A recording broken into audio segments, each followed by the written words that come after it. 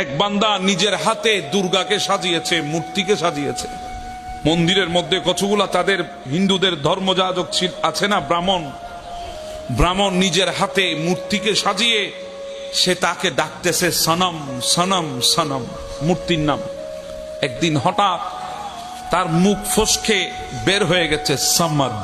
সুবহানাল্লাহ। সমদ কার নাম? জি বলেন না, কার নাম?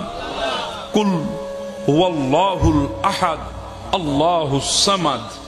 সামাদ কার নাম? আল্লাহ। ভুলে বের হয়েছে সামাদ। আমার আল্লাহ ডাক দিয়ে বলে লাব্বাইক ইয়া আব্দি, বান্দা আছি, আমি তোর কাছে আছি।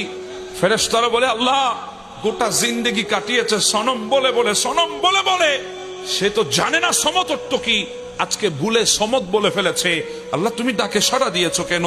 আমার আল্লাহ বলে ও ফেরেশতা, ওই বান্দা গোটা জিন্দেগি কাটিয়েছে মূর্তিকে সনম বলে বলে ডাকতে ডাকতে, সেই মূর্তি তার ডাকে সাড়া দেয় নাই।